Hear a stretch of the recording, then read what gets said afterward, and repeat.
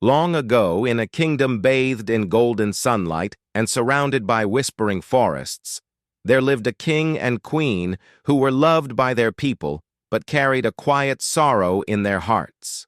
For many years, they had wished for a child, praying to the stars and the heavens for a miracle. At last, their wish was answered. One spring morning, as bells rang joyfully across the kingdom, a baby girl was born, so radiant and gentle that the entire palace seemed brighter in her presence. She was named Princess Aurora, for her arrival felt like the dawn of a new day. To celebrate her birth, the king and queen invited all the fairies of the land to a grand christening feast. The palace glittered with candles and silk banners, music filled the halls, and the air shimmered with enchantment. One by one, the good fairies stepped forward to bless the princess. The first fairy gifted her beauty, so radiant it would soften even the hardest heart. The second granted her kindness, that she might rule with compassion. The third bestowed wisdom beyond her years. The fourth gave her grace, in word and movement alike. But before the final blessing could be given, the great doors burst open. Into the hall swept Malvera, a dark and powerful fairy who had not been invited. Her robes were black as midnight, her eyes burning with fury. Offended by her exclusion, Malvera raised her staff and declared in a voice that chilled every soul, "Before her 16th birthday ends, the princess shall prick her finger on the spindle of a spinning wheel and fall into a sleep as deep as death." Gasps echoed through the hall. The queen collapsed in fear, and the king pleaded for mercy. Just then, the final good fairy stepped forward. Though she could not undo the curse entirely, she softened it with hope. "The princess shall not die," she said gently. "Instead, she will fall into a deep sleep, from which she can only be awakened by true love's kiss." Terrified, the king ordered every spinning wheel in the kingdom destroyed. Fires burned day and night as the wheels were cast into the flames. The princess was raised in safety within the palace walls, surrounded by love and protection. As Aurora grew, she became known throughout the land for her gentle heart and quiet joy.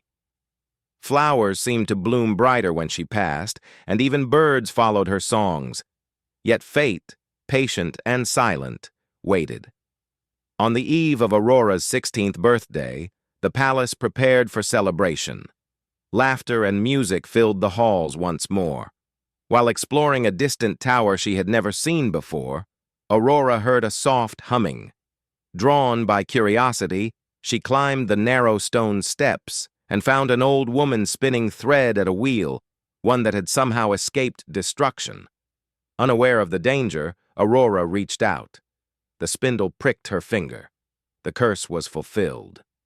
Aurora collapsed gently to the floor as a magical sleep swept through her. Across the kingdom, the spell spread. Servants froze mid-step, guards slumped where they stood, and the entire palace fell into silence. Thick thorns and vines grew around the castle, sealing it away from the world. Years turned into decades. Stories spread of a sleeping princess hidden behind an impenetrable forest. Many brave princes tried to reach the castle, but none returned. Until one day, a young prince, guided by courage and an unexplainable pull of destiny, heard the legend. Unlike the others, he did not seek glory, only hope. As he approached the thorn-covered castle, the vines parted before him, as though recognizing his heart. The prince entered the silent halls and climbed the tower. There he found Aurora, lying peacefully, as beautiful as the day she fell asleep.